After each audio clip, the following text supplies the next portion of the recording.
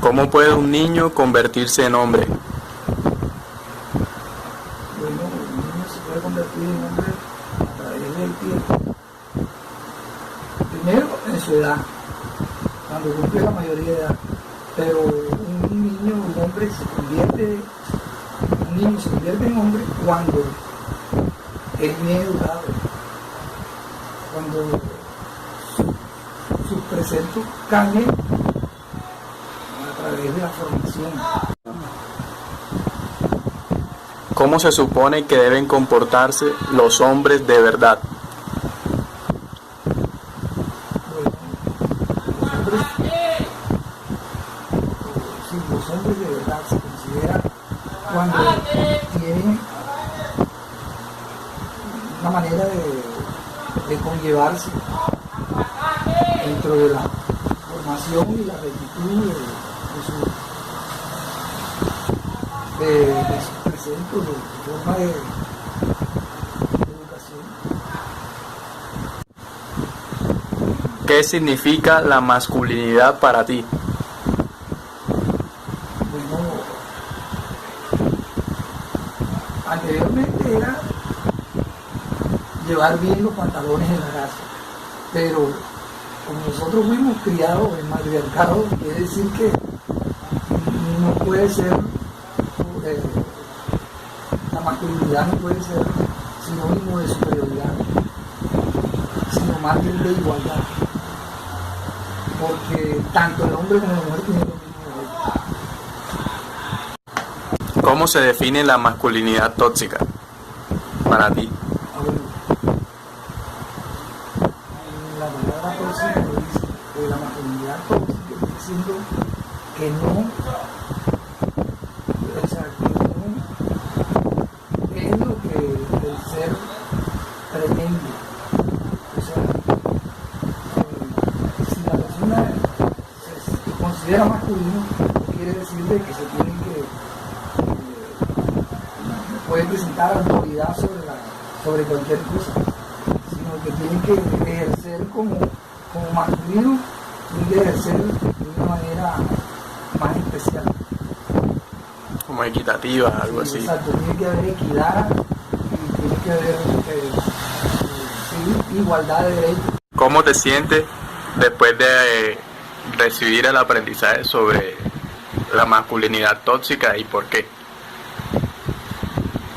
Bueno, no, me siento como mejor a través de que así le puedo lograr enseñar a muchas personas este detalle que casi nunca he tenido en cuenta y por la gran mayoría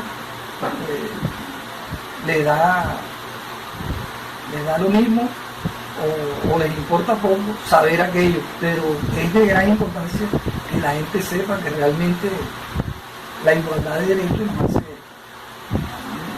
mucho mejores personas. Okay.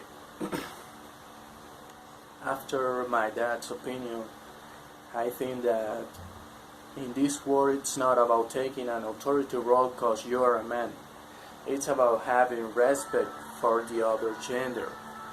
I grew up with many women around me and respect for the gender shall always prevail. And although it's not about putting one gender above the other, you must have equity, understanding, and above all, a good education. I think that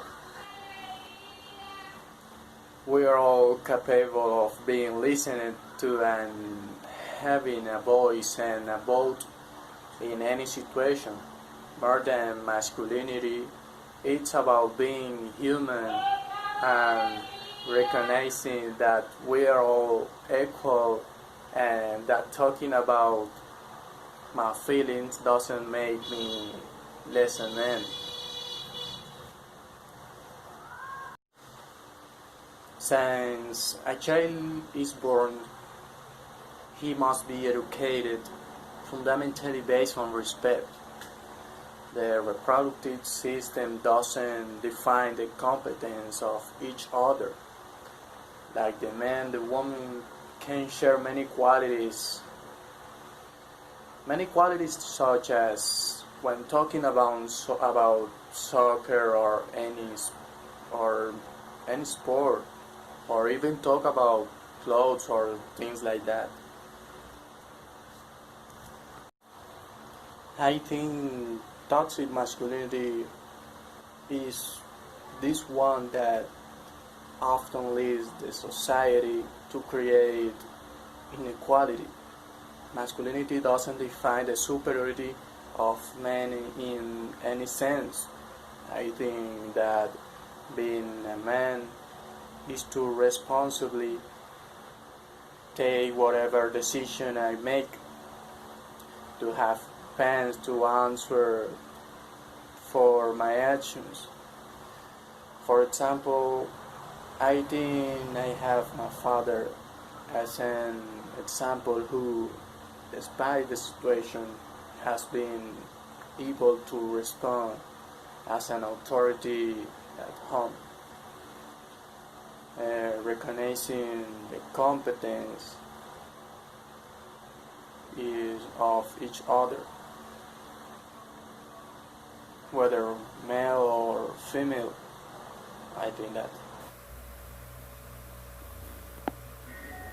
My opinion is that I think so. The answer for he is that the age is influent and is important.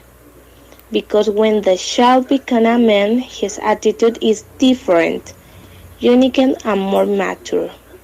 The man should behave is being gentlemanly, gentle, kind, and loving. Why it must be the topical, foolish, and rude? The masculinity doesn't mean a wrong and tall man. On the contrary, he must be chivalrous and better person.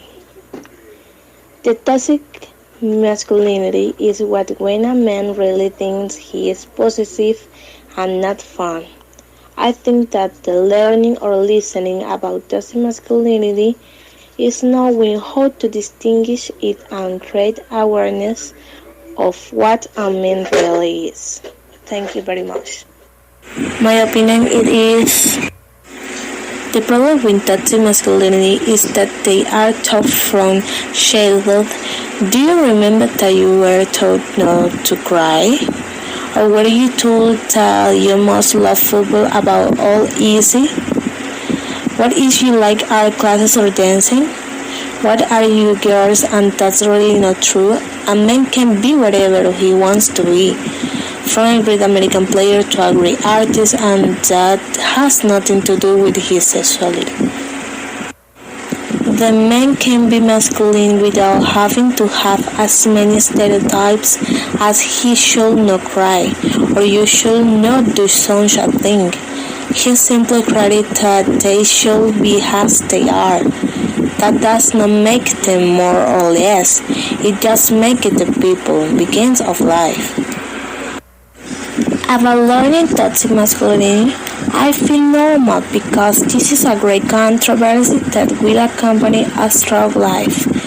It is something that can always be spoken or expressed because it is still possible to see. Because there are many homes where I'm thinking less, education behavioral, and without further ado, the best we can do as social beings is to lead so many stereotypes and rethinking. Some examples of toxic masculinity are intolerant women when they speak to correct them, believing that they are being naturally unstable, weak, and unrebel. Thinking of yourself has a great compassion because he's around the house. Believing that shaming despairs, making lunch or pigeons, it not for men. Assuming they has to earn more or always pay the bills. Trying to impose themselves or other men through aggression and intimidation. Thinking that sexual harassment is natural in men. Counting men wouldn't look strong and tough. First day before being intimidated or vulnerable. Toxic masculinity. In conclusion, for decades we use terms like macho, rebluder, or machismo to describe the kind of hockey masculinity that they were on some level or point. So, what does toxic masculinity mean? Researchers have defined it in part as a set of behavior and beliefs that include suppressing emotion or making distress, maintaining an appearance of hardness, violence as an indicator of power. In other words, toxic masculinity is what can come of teaching boys that they can express emotion openly, that they have to be tough all the time, that any time other than that makes them feminine or weak. In modern society, people often use the term toxic masculinity to describe exaggerated masculine traits that many cultures have widely accepted or glorified.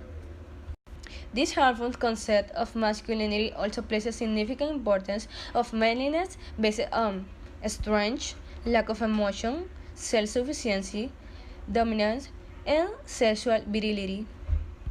According to traditional toxic masculine values, a man who does not display enough of these traits must fall short of being a real man. Overemphasis of these traits might lead to harmful imbalances in someone trying to live up to these expectations. Some examples include aggression, sexual aggression, or control, showing no emotion or suppressing emotion, hyper-competitiveness, needing to dominate or control others, a tendency towards or glorification of violence, isolation, low empathy, entitlement, chauvinism, and sexism.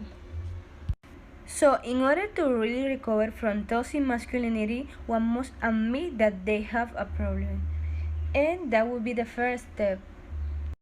To conclude, the definition of toxic masculinity centered of this exaggerated version of traditional, now archaic masculine trait.